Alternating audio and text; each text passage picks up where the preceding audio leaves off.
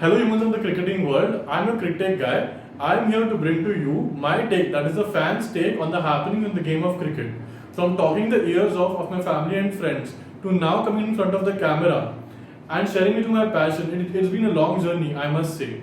Now that the IPL is happening, the much awaited IPL, I intend to bring you the top performances from the previous week's games. Since I'm not talking about the man of the match, we might be talking about multiple performances in a particular game. So, are you guys excited to come with me on this journey? Let's begin. In the season opener, previous year's champions Mumbai met CSK. Mumbai Indians and Chennai Super Kings have been two of the best teams in the IPL so far, though both these teams came with their baggage of their own.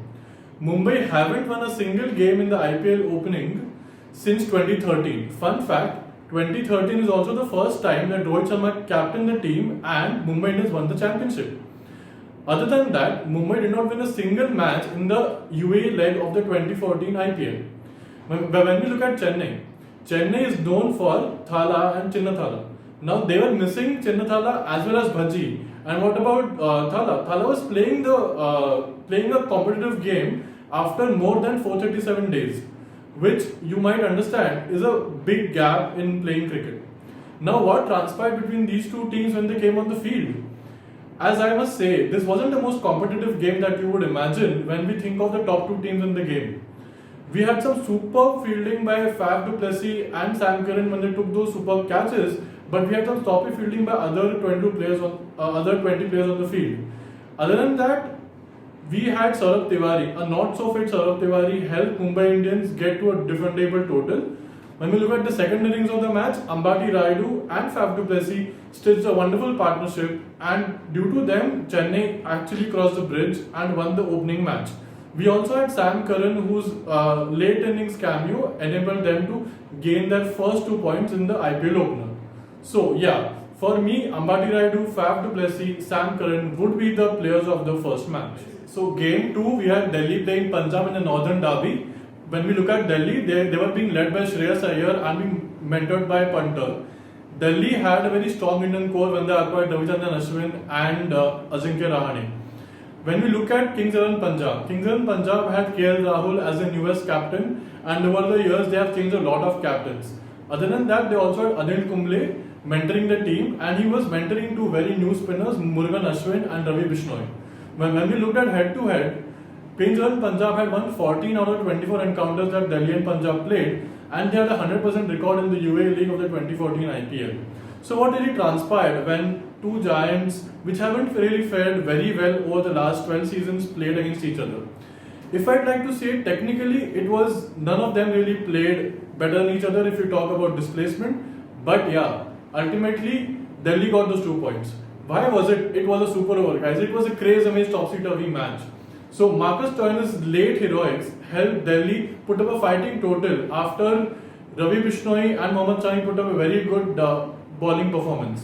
When it came to chasing, Mayank Agarwal was the one who had single-handedly took Punjab to inches of victory. But when 2 runs were required, 1 run was required on the last 2 balls, he holed out to Shimran Hetmar at the deep. And when only 1 was required on the last ball, it was Chris Jordan who holed out to Kagiso Rabada.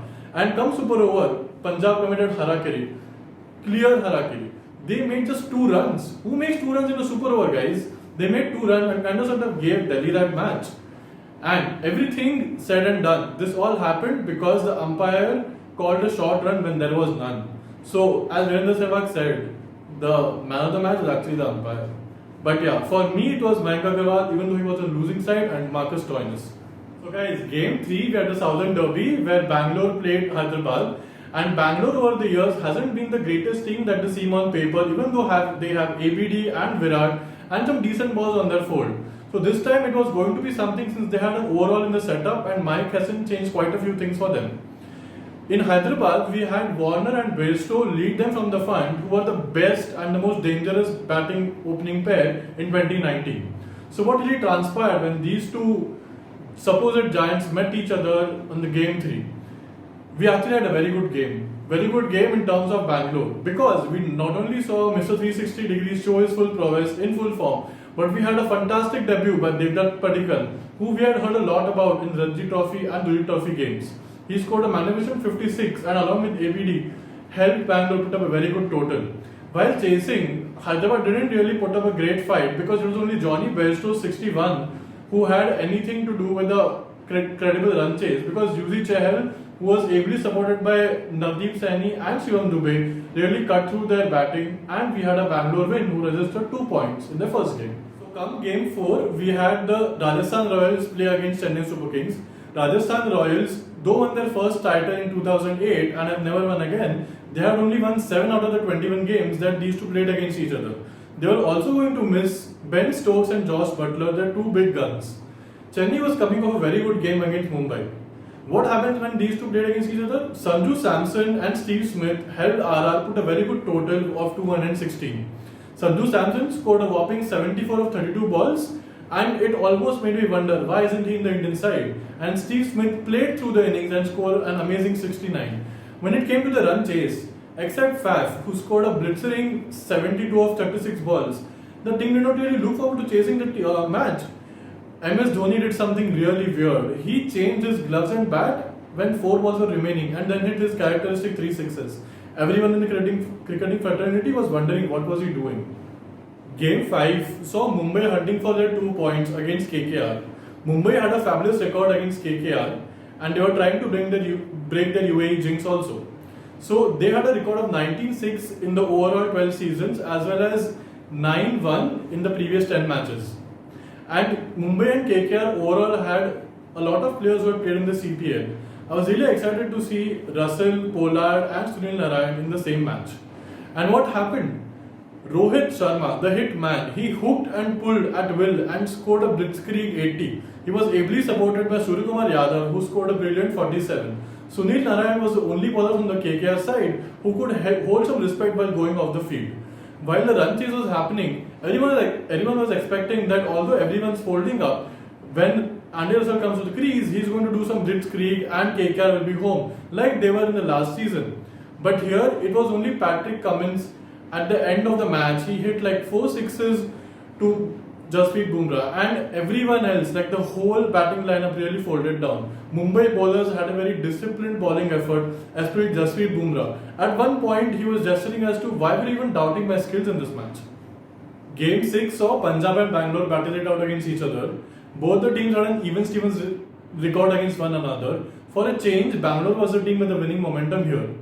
Punjab had a technical loss in the first game and they were trying to register their first 2 points. What happened when these two met each other? KL Rahul scored a very well 132 or 69 balls with 14 fours and 7 sixes. He literally plundered all the RCB bowlers all over the ground. Yet again, Yuzi Chahal was the only bowler who could leave the ground with some respect held on his head. When the Bangalore team started a run chase, they could not really end up anywhere because the whole team folded at a bigger 109. That was 23 runs lesser than only KL Rahul. So you can understand how the team really played.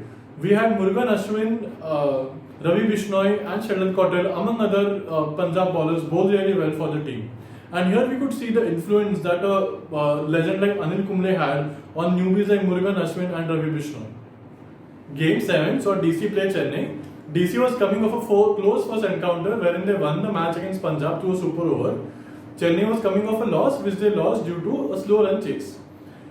A very good 64 by Prithvi Shaw, which was held by some very good batting by the other batsmen, helped DC put up a total of 175.